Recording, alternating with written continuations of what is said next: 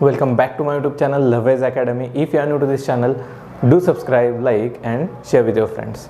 In this lecture, we will learn a short topic, that is galvanometer. Main topic, our today's lecture main topic is electromagnetic induction and Fleming's right hand rule and AC/DC currents. So first of all, what is galvanometer? Simply galvanometer काय असतं? There are three types of gadgets. एक तर galvanometer, ammeter and voltmeter. First of all एक बघून घेऊयात गॅल्व्हॅनोमीटर काय. छोटासा point आहे, पटकन उरकून घेऊयात. Galvanometer works on the same principle as the electric motor. आता गॅल्व्हॅनोमीटर पण कोणत्या प्रिन्सिपलवर वर्क करत आहे, तर इलेक्ट्रिक मोटरमध्ये जे प्रिन्सिपल यूज केले त्याच प्रिन्सिपलवर वर्क होतं. म्हणजे कोणतं प्रिन्सिपल यूज केलं होतं, तर current carrying conductor placed in a magnetic field experiences force. हे आपण प्रिव्हियस लेक्चरमध्ये बघितलं आहे. परत एकदा सांगतो, current carrying conductor if placed in a magnetic field it experiences a force. आणि ते फोर्स कुठल्या डायरेक्शननं दाखवतो आपण, फ्लेमिंग्स लेफ्ट हँड रूलनं दाखवतो. तर गॅल्व्हॅनोमीटरमध्ये काय असतं, there is a simple small coil असते.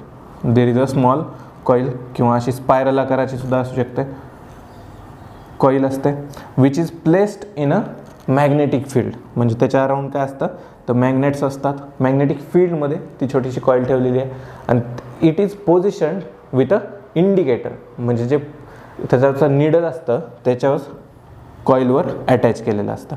आता कॉईलमधून काय फ्लो होणार आहे, करंट फ्लो होणार आहे. Galvanometer is use to detect the charges in a circuit or simply small amount of current detect करण्यासाठी आपण गॅल्व्हॅनोमीटरचा यूज करतो. हे कॉईल जी आहे, स्पायरल स्प्रिंग टाईपच्या आकाराची जी कॉईल आहे, ती काय केलेली आहे, सर्किटला जोडलेली आहे. जेव्हा इथून करंट फ्लो होणार आहे, जसा जसा करंट फ्लो होतो तसं जसं काय होणार आहे, त्याच्यावर निडलवर एक फोर्स लागणार आहे आणि त्याची निडल डिफ्लेक्ट करणार आहे. Greater the amount of current deflection will be more. म्हणजेच याचा अर्थ काय, जेवढं जास्त करंट यातून फ्लो होणार आहे तेवढा जास्त फोर्स निडलवर लागणार आणि निडल तेवढी जास्तच डिफ्लेक्ट होणार. काही नाही, खूप सिम्पल आहे. हे होतं आपलं गॅल्व्हॅनोमीटर. तर मेन मुद्दा कुठला आपला, इलेक्ट्रोमॅग्नेटिक इंडक्शन.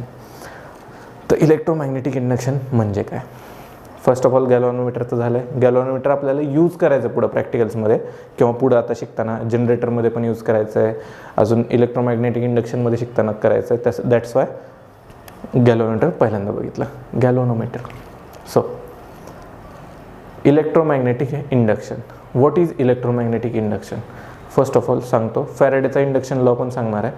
थोडासा ग्लिम्स सांगतो नेमकं होतं आहे काय.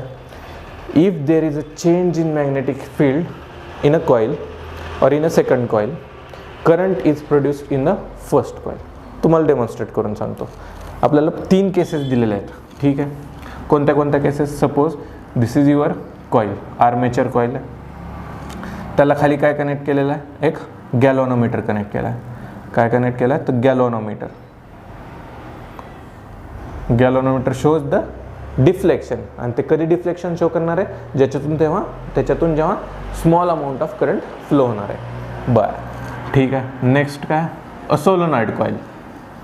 आता solenoid coil is connected to a battery.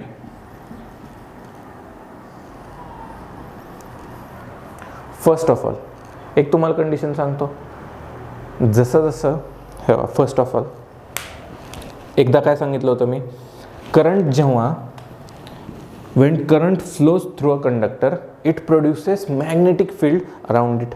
हे आपण शिकलो होतो आतापर्यंत. काय शिकलो होतो, when current passes through a conductor magnetic field produced around it. म्हणजे ह्याच्या अराउंड काय होती, ती मॅग्नेटिक फील्ड अराउंड होत होती, क्रिएट होत होती. हे आपण शिकलो होतो.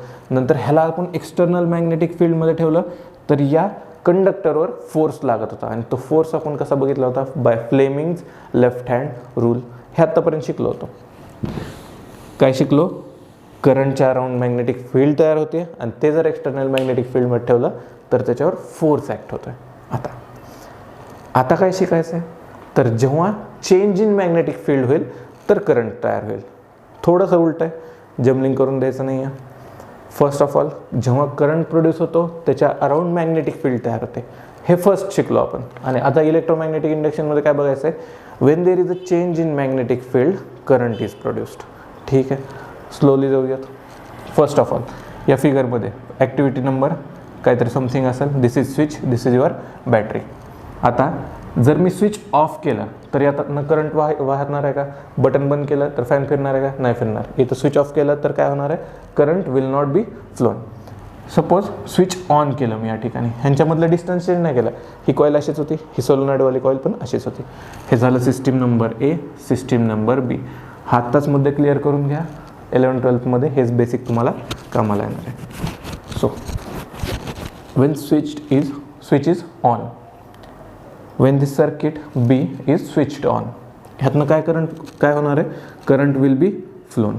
करंट फ्लो झाला तर ह्याच्याजवळ काय होणार आहे बाबा, ह्या सोलोनॉइड कॉईल आहे म्हणजे ह्याच्याजवळ मॅग्नेटिक फील्ड तयार होणार आहे. कशी, लूप लाईक स्ट्रक्चरमध्ये मॅग्नेटिक फील्ड तयार होते. तयार झाली ही मॅग्नेटिक फील्ड. निगेटिव्हला नॉर्थ एन पोल असतो, पॉझिटिव्हला साऊथ पोल असतो. आता स्विच ऑफ केलं, मॅग्नेटिक फील्ड बंद पडणार आहे. स्विच ऑन केलं, मॅग्नेटिक फील्ड परत क्रिएट होणार आहे. कुठल्या सिस्टीममध्ये, फक्त आणि फक्त सिस्टीम नंबर बीमध्ये. ह्याचा चालू आहे आपला विषय. म्हणजेच जर मी बटनाला खेळत बसलो, on off on off on off करत बसलो, तर हे कसं करणार आहे, मॅग्नेटिक फील्ड ऑन केलं की क्रिएट करणार आहे, बटन ऑफ केलं की बंद करणार आहे. मॅग्नेटिक फील्ड क्रिएट, चालू, बंद, मॅग्नेटिक फील्ड कमी जास्त कमी जास्त. मग ह्याच्याजवळ ही जी कॉईल ए ठेवली आहे, सिस्टीम ए ठेवला आहे, ह्याला काय जाणवणार आहे, अरे माझ्याकडेला काहीतरी होत आहे. काय होत आहे नेमकं, देर is a change in magnetic field. आता सिस्टीम एला काय जाणवलं, किंवा माझ्या आसपास काहीतरी होत आहे, आणि तेच काहीतरी होत आहे. याचा अर्थ काय होत आहे नेमकं, तर there is a change in magnetic field. कशामुळे झालं, आपण बटन खेळत बसलो होतो, on off on off on off करत. ही केस नंबर 1 झाली. आणि तुम्हाला काय सांगितलं होतं, if there is a change in magnetic field current will be produced. आता जो करंट प्रोड्यूस होणार आहे तो कोणत्या कॉईलमध्ये प्रोड्यूस होणार आहे, कॉईल नंबर एमध्ये. म्हणजे deflection will be shown in the galvanometer. Simple आहे, सॉर्ट आउट आहे, काहीच इश्यू नाही आहे. काय झालं, जेव्हा बटन मी चालू बंद केलं, चालू केल्यानंतर त्याच्या अराउंड मॅग्नेटिक फील्ड क्रिएट झाली. आता मॅग्नेटिक फील्ड क्रिएट झाली तर सिस्टीम नंबर एला काय वाटलं, हां मॅग्नेटिक फील्ड आहे माझ्याजवळ किंवा माझ्या अराउंड. स्विच ऑफ केलं, मॅग्नेटिक फील्ड बंद. ह्याला कसं जाणवलं, मॅग्नेटिक फील्ड गेली. मी बटन खेळत बसलो, चालू बंद चालू बंद चालू बंद. ह्याला काय असं जाणवणार आहे, मॅग्नेटिक फील्ड कमी होते वाढते, कमी होते वाढते. मग if there is a change in magnetic field current will B produce and deflection will be shown. म्हणजे स्मॉल अमाऊंट ऑफ करंट इथं प्रोड्यूस होणार आहे ह्या सिस्टीम नंबर एमध्ये. दिस इज केस नंबर 1. आता अजून बघूयात. मी काय सांगितलं, करंट प्रोडक्शनला फक्त मला काय पाहिजे, चेंज इन मॅग्नेटिक फील्ड. जर मी इथं ऑन करून तसंच सोडून गेलो, हे जवळ जरी ठेवले तरी सिस्टीम एमध्ये करंट प्रोड्यूस होणार नाही. का होणार नाही आहे, ह्याला कसं जाणवणार आहे, सिस्टीम एला काय जाणवणार आहे, माझ्या सभोवताली सराउंडिंगला मॅग्नेटिक फील्ड आहे, फक्त आहे, पण ती कमी जास्त होते का, there is no change in magnetic field. If there is no change in magnetic field current will not be produced. Simple आहे. आता next point, if system B is moved, चला लॅटरली हलवू. लॅटरली म्हणजेच काय, या पद्धतीने. सिस्टीम ए आहे तशीच आहे, बीवाला कॉईल आहे सोलोनॉइड कॉईल, ती अशी अशी पुढं मागं मी सरकवतो आहे. लॅटरली जेव्हा मी मूव्ह करणार आहे तेव्हा काय जाणवणार आहे, जेव्हा जेव्हा सिस्टीम ए आहे सिस्टीम बी आहे, हे स्विच ऑन करून ठेवलं आहे आणि लॅटरली मूव्ह केल्यानंतर ह्याच्याजवळ आलं तर ह्याला सिस्टीम एला काय जाणवणार, there is a higher amount of magnetic field around me. आणि थोडंसं लांब गेलं तर there is lower amount of magnetic field. म्हणजे जसं जसं रिलेटिव्ह चेंज करतो आहे आपण, तसं तसं ह्याला काय जाणवणार आहे सिस्टीम एला, की देर is a change in magnetic field. If there is change in magnetic field, system case number 2 यामध्ये सुद्धा काय होणार आहे, डिफ्लेक्शन विल बी शोन. ठीक आहे. आता थर्ड कंडिशन तुमच्या बुकमध्ये काय दिली होती, एकच मिनिट. लॉन्जिट्यूडनली हलवलं आहे. लॉन्जिट्यूडनली म्हणजेच कसं, असं. ठीक आहे. लॉन्जिट्यूडनली त्यांना सिस्टीम बीला पुढं मागं लॉन्जिट्यूडनली हलवलं आहे. तर काय होणार आहे आता, सिस्टीम ए जागेवर आहे, system A is a stationary आणि system B is moving. In longitudinal direction. Lateral बघितलं असं असं हलत होतं, लॉन्जिट्युडनल म्हणजे पुढं मागं करतं, असं लॅटरल म्हणजे इकडं होतं. आता जेव्हा मी पुढं मागं करणार आहे तर सिस्टीम एला काय जाणवणार आहे, जवळ आलं तर मॅग्नेटिक फील्ड वाढली, लांब गेलं तर मॅग्नेटिक फील्ड कमी झाली, वाढली कमी झाली, वाढली कमी झाली. याचाच अर्थ काय, देर is a relative change in magnetic field. So if there is a change in magnetic field, system case number 3 मध्ये सुद्धा इथं डिफ्लेक्शन दिसणार आहे. डिफ्लेक्शन दिसतंय याचा अर्थ काय, small amount of current is produce in this system. कळतंय का? हे 3 डेमॉन्स्ट्रेशन कशासाठी सांगितले होते की फक्त एवढंच जाणून घ्यायचं होतं, if there is a change in magnetic field current will be produced. बास, हेच आपलं काय सांगतं, आपला पुढे नेक्स्ट लॉ सांगतो, दॅट इज फॅरेडेज लॉ. आता फॅरेडेज लॉ बघून घेऊयात. फॅरेडेज लॉ काय सांगतो, if there is a change in magnetic field in a second coil, इथं कुठं डेफिनेशन येऊन जाईल, सोप्या भाषेत अजून सोपं सांगतो, पुस्तकातलं वाचून तर काय कळत नाही, त्यामुळे तुम्ही यूट्यूबवर व्हिडिओ बघताय आणि व्हिडिओ सर्च करून बघताय. तर if there is a change in magnetic field in a second coil, current will be produced in a first coil, if and only if there is a relative change in magnetic field किंवा relative change in their motion. कळतंय? System A जागेवर ठेवली, बी हलवली तर इथं current produce होणार आहे, किंवा बी जागेवर ठेवलं आणि सिस्टीम एच ज्याला फक्त गॅल्व्हॅनोमीटर लावला होता ते पुढं मागं केलं तरीसुद्धा करंट फ्लो होणार आहे. पण त्या दोन्ही सिस्टीम जर मी स्टेशनरीवर ठेवल्या असतील चालू करून तर current will not be produced. का? तर there is no change in magnetic field. कळतं आहे? खूप सिम्पल आहे, खूप इझी आहे. काय सांगितलं, if there is a change in magnetic field in a second coil, current will be produced in a first coil, provided that there must be a relative change in motion. त्यांच्या दोघांच्या मोशनमध्ये relative change असला पाहिजे. Relative change असला तर magnetic field कमी जास्त होणार आहे, मॅग्नेटिक फील्ड कमी जास्त झाली तरच करंट प्रोड्यूस होणार आहे. This is our electromagnetic induction. खूप सिम्पल आहे. तुम्हाला डिफरन्स सांगतो किंवा होतं आहे काय. फर्स्ट ऑफ ऑल काय शिकलो होतं आपण, if current is flowing through a conductor, if current is flowing through a conductor, magnetic field is created around it. हे आपण शिकलो होतो.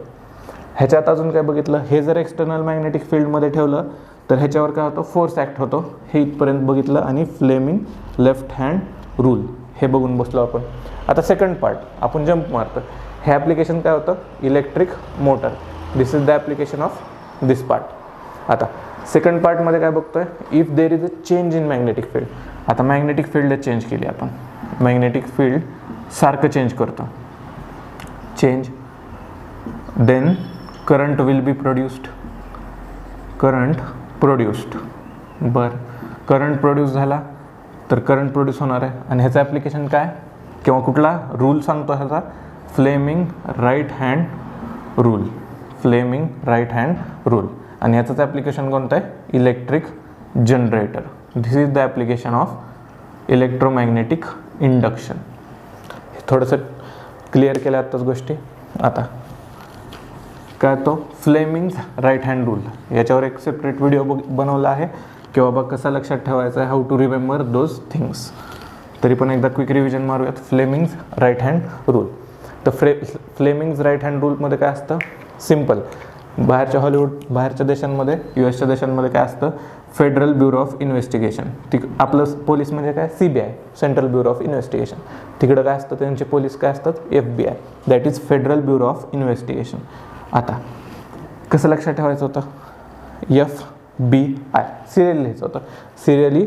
तसंच इकडं लिहायचं, थंबवर F लिहायचं, इंडेक्स फिंगरवर B लिहायचं, राईट हँडवर चालू आहे सगळं, आणि मिडल फिंगरवर I लिहायचं, FB आणि I.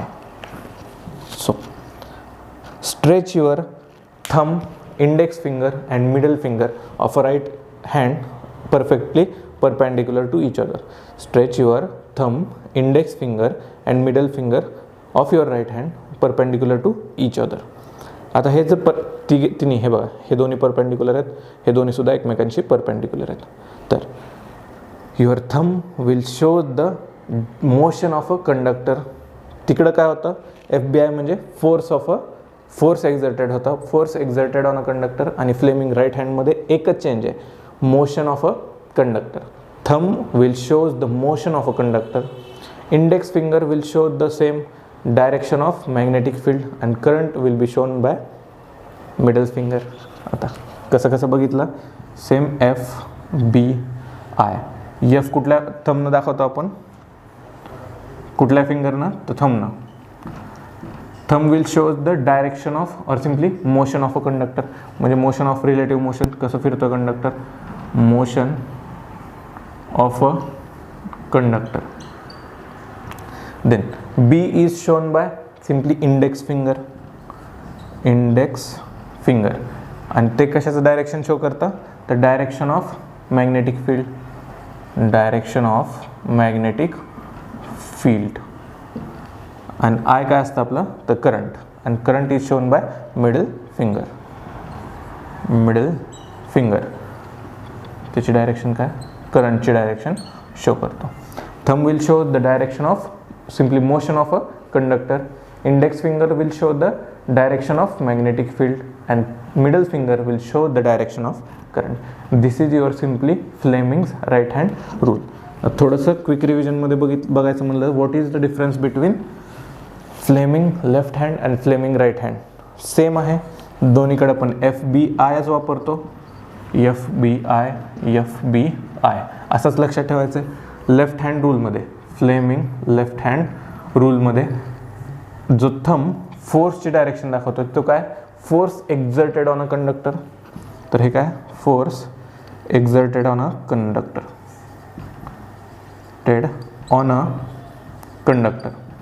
and this thumb, that is F, is motion of conductor. बस. बाकी B म्हणजे मॅग्नेटिक फील्ड आहे, I म्हणजेच काय, डायरेक्शन ऑफ करंट. बस. बाकी दोन्ही गोष्टी सेम आहेत, फक्त लक्ष कशात द्यायचं आहे, तर thumb will show the force exerted on conductor, आणि इथं मोशन ऑफ कंडक्टर. बस एवढंच आहे. This is the difference between Fleming right hand, Fleming left hand. अजून असेल तर तुम्ही डायजेस्टमध्ये बघू शकता. तर नेक्स्ट पॉईंट येतो आपला AC and DC, that is alternating current and direct current. By far we learn only one type of current and that is non oscillatory. खूप थोड्याशा विचित्र टर्म्स आहेत, पण क्लिअरली सांगतो, नॉन ऑसिलेटरी टर्म्स म्हणजे काय, युनिडायरेक्शनल काय, बाय डायरेक्शनल काय, सगळं एकदा सांगतो. तर बाय फार आत्तापर्यंत असे किती प्रकारचे सोर्सेस बघितले करंटचे आपण, और किती टाईप्सचे करंट बघितले. आत्तापर्यंत एकच बघितला, तो पण कुठं बघितला, इलेक्ट्रिकल मोटरमध्ये. इलेक्ट्रिक मोटरमध्ये आपण काय कनेक्ट करत होतो खाली, तर बॅटरी कनेक्ट करत होतो. आणि बॅटरी प्रोव्हाइड्स, तुम्हाला एक गोष्ट सांगतो, बॅटरी ज्या बॅटऱ्या असतात आपल्या, battery provides DC current, that is direct current. There are two types of current, DC current and AC current. DC म्हणजे डायरेक्ट करंट, AC म्हणजे alternating current. So DC current is direct current.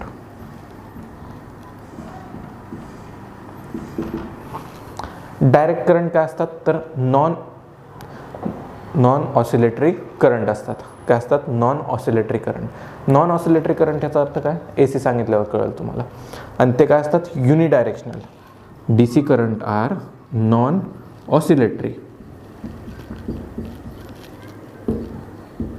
Non oscillatory and unidirectional. बस दोन point सांगतो, खूप important आहेत, आणि explain करून सांगतो. नॉन ऑसिलेटरी म्हणजे ऑसिलेट करणं, म्हणजे तेच काय सांगतो पहिल्यांदा. DC करंट जर मी 5 वोल्टची बॅटरी सर्किटमध्ये जोडली, suppose this is your circuit, मी सर्किटमध्ये एक छोटीशी बॅटरी लावली, ती की होती 5 वोल्ट्सची, हे पॉझिटिव्ह टर्मिनल, निगेटिव्ह टर्मिनल. आता करंट एकाच डायरेक्शनमध्ये फ्लो होतो, कुठून कुठं, positive to negative terminal. Negative to positive कधीच जात नाही. याचाच अर्थ काय, युनिडायरेक्शनल, एकाच डायरेक्शनमध्ये, सेलच्या एका एंडपासून सेलच्या दुसऱ्या एंडपर्यंत जो करंट ट्रॅव्हल करतो त्याला काय म्हणतो आपण, युनिडायरेक्शनल. म्हणजे युनि म्हणजे एक, बाय म्हणजे दोन. युनिडायरेक्शनल म्हणजे एकाच डायरेक्शनमध्ये फ्लो करतोय. कसा, पॉझिटिव्ह टू निगेटिव्ह. ठीक आहे. आता नंतर नॉन ऑसिलेटरी, याचा अर्थ काय, तर जी 5 वोल्टची जी व्हॅल्यू आहे ना, ती 5 वोल्टच राहते. असं नाही की बाबा 3 झालं, 2 झालं, परत 6 झालं, 8 झालं, असं वोल्ट कमी जास्त होत नाही. एकच फ्लो, कॉन्स्टंट फ्लो राहतो. 5 वोल्ट इकडनं जातं आहे, इकडनं येतं, इकडनं जातं आहे, इकडनं येतं आहे, कमी जास्त होत नाही आहे, म्हणजे ऑसिलेट करत नाही आहे. ऑसिलेट करत नाही आहे म्हणजेच अर्थ कळला. दॅट इज नॉन ऑसिलेटरी आणि युनिडायरेक्शनल करंट, हेच आपण शिकलो आहे. आणि त्या करंटची डायरेक्शन कुठून कुठे असते, सेलच्या एका एंडपासून सेलच्या दुसऱ्या एंडपर्यंत, म्हणजेच पॉझिटिव्ह टू निगेटिव्ह. त्याला आपण काय म्हणणार आहे, unidirectional. That is direct current. Direct current is simply non oscillatory and unidirectional current. कळलं आहे.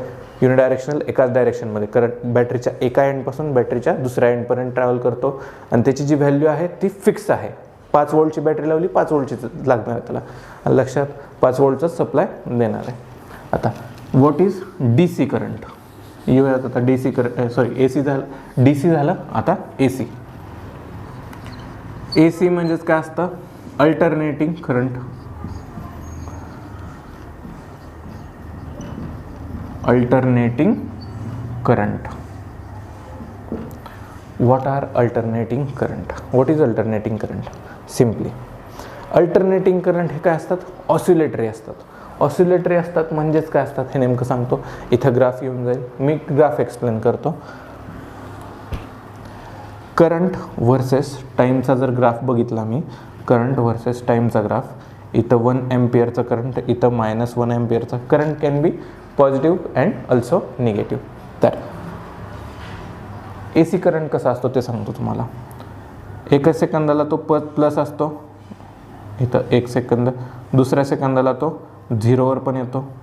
तिसऱ्या सेकंदाला तो -1वर जातो. तर चौथ्या सेकंदाला तो 0 येतो. म्हणजे as time passes the magnitude of current changes. Magnitude of current, magnitude ह्याचा थोडासा हेवी शब्द वाटत असेल तर सांगतो. मॅग्नेट्यूड म्हणजे आकडा, किती एम्पियर. पहिल्यांदा किती होता, 1 होता. दुसऱ्या सेकंदाला सांगतो, एका सेकंदाला फर्स्ट सेकंडला काय होता करंट माझा 0 एम्पियर. हे बघा, सॉरी, स्टार्टिंगला काय होता, 0 सेकंडला काय होता 0 एम्पियर्स. बरं ठीक आहे.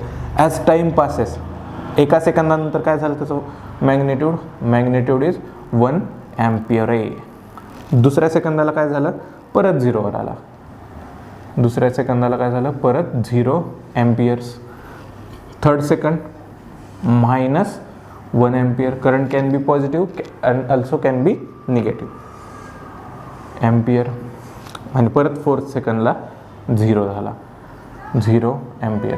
म्हणजेच ह्याच्या या बिहेवियरवरून तुम्हाला काय लक्षात येते, एक मिनिट, या बिहेवियरवरून काय लक्षात येतं की बाबा as time changes magnitude of current also changes and this nature is a oscillatory nature. काय सांगतो नीट लक्ष द्या. मॅग्नेट्यूड सेम राहिलं का. डी सी करंटमध्ये जसं 5 वोल्टची बॅटरी लावली तर 5 वोल्टचा सप्लाय देत होतं ते, बरोबर आहे. पण इथं बघा ए सी करंट कसा आहे, अल्टरनेटिंग करंट आहे. अल्टरनेटिंग कसा आहे, as time passes the magnitude of current also changes. आणि कुठून कुठं चेंज करतो आहे, मॅक्सिमम 1 पर्यंत जातो आहे आणि मिनिमम -1 पर्यंत जातो आहे. हे बघा, मॅक्सिमम 1 पर्यंत गेला आहे, मिनिमम 0 नाही, 0च्या पण खाली गेला आहे, -1 पर्यंत. ठीक आहे. मग हा कसा करतो आहे, हा वेव्हजला सिनोसॉइडल वेव्हज म्हणतो किंवा सायनोसॉइडल वेव्हज म्हणतो. जर ट्रिग्नोमेट्रीमध्ये थोडंसं घुसलात तुम्ही, थोडंसं हायर होईल मे बी, पण तुम्हाला एक गोष्ट सांगतो, ट्रिग्नोमेट्रीमध्ये जर घुसलात तुम्ही, साईन वेव्हचा ग्राफ काढला तुम्ही, सपोज साईन वेव्हचा, एक छोटंसं सांगतो तुम्हाला. सिनोसॉइडल वेव्हज म्हणजे नेमकं काय असतं ते सांगतो. हे तर कळलं आहे, हे पुसून घेतो तात्पुरतं. साईन 0 काय असतं, साईन 0 असतो 0. इथं 1 करतो, इथं -1, इथं 1. साईन 0 असतो. इथं 90 डिग्री, 180 डिग्री, 270 डिग्री आणि 360 डिग्री असं. साईन स्टार्ट कुठून होतं, 0 पासून होतं. साईन 0 साईन थीटासाठी चालू आहे आपलं सगळं. साईन 0 साईन 90 काय असतो, 1 असतो. साईन 180 काय होतो, परत 0 होतो. साईन 270 -1 होतो आणि 360 परत 0 होतो. म्हणजे कशा व्हॅल्यू आल्या, 0, 90, 180 आणि 270 अँड सो ऑन. कसं होतं आहे, साईन 0 साईन 90 1, साईन 180 0, परत -1 आणि 0. याचा अर्थ कळत आहे, ह्याच्यासारखं दिसतंय 0 1 0 -1 0 1 0 -1. म्हणजेच काय, सिनोसायडल वेव्ह जर आपण बघितलं, साईन वेव्ह म्हणतो आपण त्याला, साईन वेव्ह, कॉस वेव्ह, तर हे कशासारखं दिसतंय, AC सोर्स किंवा AC supply, that is alternating करंटचा जर ग्राफ प्लॉट केला तर कसा दिसतोय मला, सायनोसिडल व्हेव्स सारखा दिसतोय. मग यालाच आपण काय म्हणणार आहे, ऑसिलेटरी व्हेव्स. हे थोडंसं ट्रिग्नोमेट्रिकलचा पार्ट होता, पण बरं 11वी शिकण्यापेक्षा थोडंसं ग्लिम्स फाउंडेशनमध्ये हे शिकवतात तुम्हाला. तर एक कळालं की बाबा ऑसिलेटरी करंट आहे काय, AC current is a oscillating current, आणि तो कसा आहे, बाय डायरेक्शनल आहे. का बाय डायरेक्शनल सांगतो, एकदा त्याची डायरेक्शन काय होती, +1, एकदा काय झाली, -1, +1 -1, +1 -1, म्हणजेच काय, बाय डायरेक्शनल, दोन्ही डायरेक्शनमध्ये काम करतोय. This is a bidirectional current, directional current.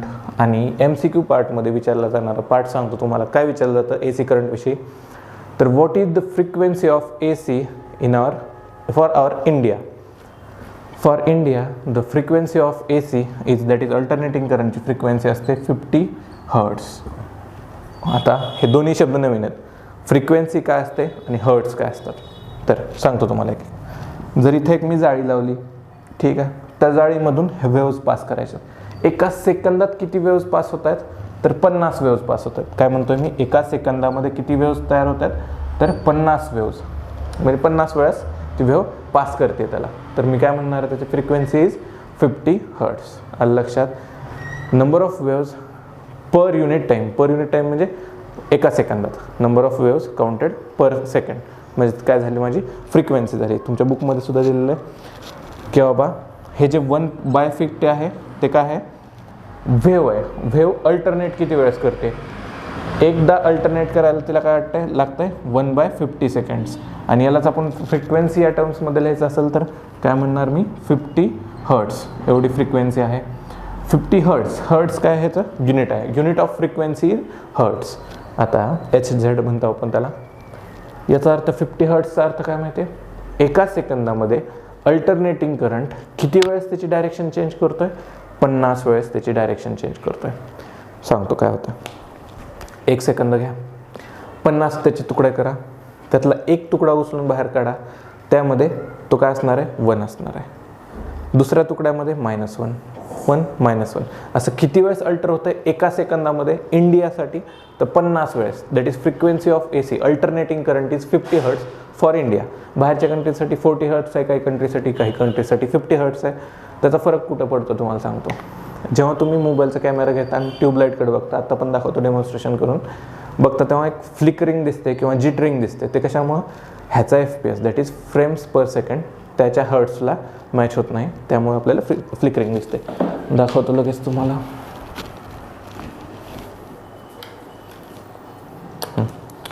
हा माझा काय तर सोर्स आहे. आता मी काय केलं, चेंज केला माझा shutter speed. Shutter speed change केल्यानंतर मला काय दिसतंय, देर is a flickering and that flickering is frames per second आणि हर्ट्स मॅच होत नाही आहेत, त्यामुळं तशी आपल्याला वियर्ड फ्लिकरिंग दिसत आहे. Back to board. मॅच झाला, आता फ्लिकरिंग दिसत नाही आहे, याचा अर्थ काय, ते बरोबर हर्ट्स आणि फ्रेम्स पर सेकंड मॅच झालेले आहेत. ठीक आहे, इथपर्यंत कळालं सगळ्यांना. दिस इज अवर AC करंट. खूप सिम्पल होतं, काहीच नाही आहे, फक्त लक्षात कसं ठेवायचं आहे, what is the biggest difference for AC and DC. AC is alternating current and DC is direct current. DC and AC आपण शिकलो. DC is non oscillatory, oscillatory, this is oscillatory current. This is unidirectional current and this is bidirectional current. Bidirectional current. बस बाकी काही नाही आहे, एवढं important नाही आहे. So this is it for today's lecture. आजच्या लेक्चरमध्ये काय काय बघितलं आपण, गॅल्व्हॅनोमीटर बघितला, इलेक्ट्रोमॅग्नेटिक इंडक्शन बघितलं, Fleming right hand rule and AC and DC that is direct current and alternating current. हे सगळे टर्म्स थरली एक्सप्लेन केले आहेत आणि ह्याचा यूज आपण इलेक्ट्रिक जनरेटरमध्ये करणार आहोत. सो आत्ताच कन्सेप्ट क्लिअर करा आणि काही डाऊट असेल तर इथं कुठचा नंबर आहे, तुम्ही त्याच्यावर मेसेज करू किंवा कॉल करून तुमचे डाऊट सॉल्व्ह करून घेऊ शकता. That's it for today's lecture. भेटूया नेक्स्ट लेक्चरमध्ये विथ इलेक्ट्रिक जनरेटर. तोपर्यंत थँक्यू. मित्रांसोबत शेअर करा आणि लाईक करा व्हिडिओज.